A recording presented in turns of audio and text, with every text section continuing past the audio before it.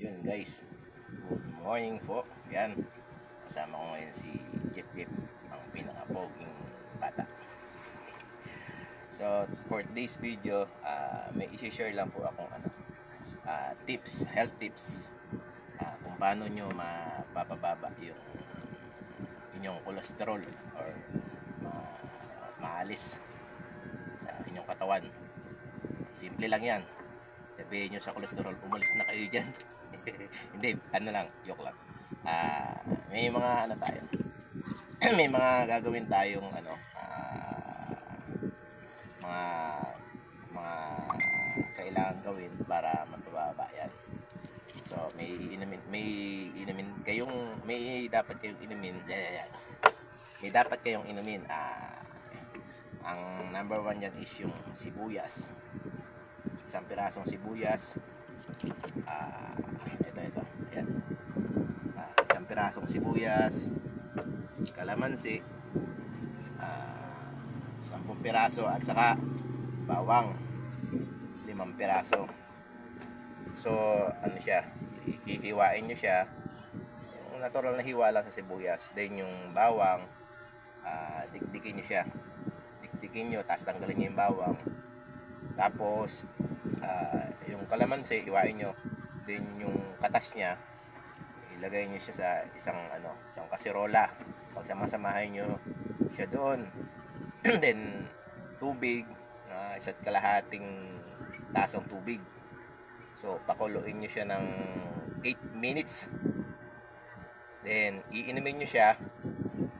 Bali every morning, yung walang laman ng tiyan, bago nyo siya inumin, kailangan walang laman ng tiyan. Yun. So tara, gawin natin ito. Ayun guys, iwa na natin yung ingredients natin na iinumin. Ito, bali yan, bawang, dinikdik na bawang, tinanggal ko na yung balat. Then sibuyas, isang pirasong sibuyas din, 10 pirasong kalamansi. So yun, yung gawin natin, natin dito. Yan, pipigain natin yan.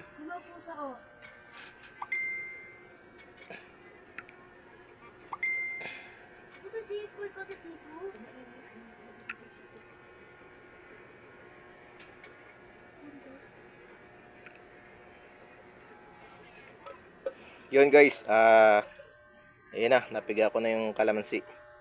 Pinagsama-sama ko na rin siya sa isang kasirola. Isa't kalahating taas ng tubig. Yun yung tubig na dami ng tubig na ilalagay nyo. Isa't kalahating taas ng tubig. Then tara, pakuluan natin ito ng 8 minutes. Ayan guys, kumukulo na siya. Kakakulo lang.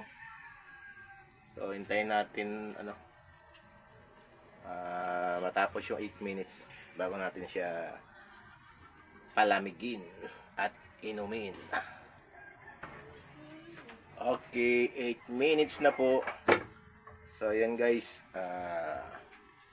hanguin na natin siya. Yan, lagay na natin sa tasa.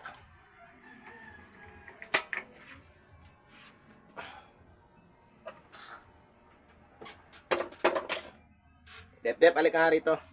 Ha? Ay, wag na pala, wag na. Ano pa? Hindi na. Uy.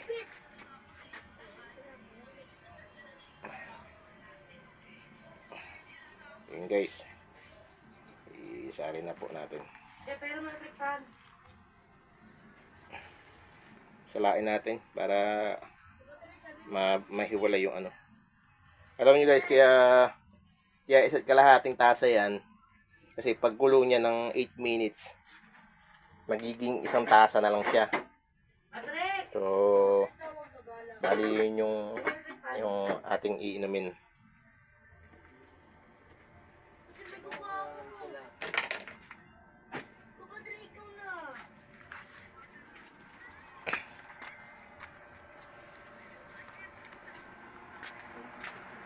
Ay, init. Jeff, tabi dyan.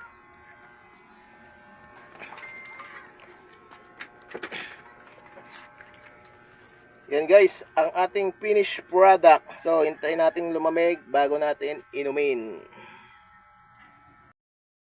Ayun guys, bali malamig na siya.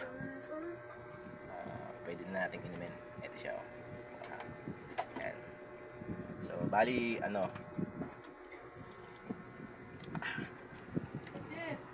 gagawin nyo siya 3 times a week. Every morning, kailangan walang laman yung tiyan nyo. Bago nyo, kailangan walang laman yung tiyan kapag iinom kayo nito. So, 3 times a week. Okay? Basta 3 times a week siya, gawin nyo siya. Then, hindi naman pangit ang lasa niya. Maasim-asim, tapos, malalasahan nyo yung lasa ng bawang, tapos maasim. Yan o. Tapos, pag nakainom kayo niyan, mararamdaman nyo na yung parang mainit sa katawan. Nag-iinit yung katawan nyo. Parang gusto niya ng puntahan si Mrs. Hindi, joke lang. Makaramdaman kayo ng pag-iinit ng katawan kasi nga dahil doon sa bawang, sibuyas. Yun yung ibig sabihin, siya, may epekto siya. Bali, subok ko na to, nagawa ko na rin to. Maganda sa pakiramdam, nililinis din yung tiyan nyo, lalabas yung mga toxic sa tiyan. Tapos nag-iihi kayo. Lagi kayong umiihi. Kasi may epekto na siya. Nilalabas na yung mga toxic. Tapos minsan maramdaman nyo na parang may yung ihi nyo, may buo-buo siya na Ibig sabihin yung cholesterol, sumasama siya sa ihi. Subukan nyo guys, effective to. Maganda sa katawan, saka sa tiyan. Nililinis niya yung katawan niya. Lalo sa mga dyan, mga manginginom, yan. Gawin nyo yan. Kung gusto nyo pa magtagal ang buhay nyo. Ayan. Guys,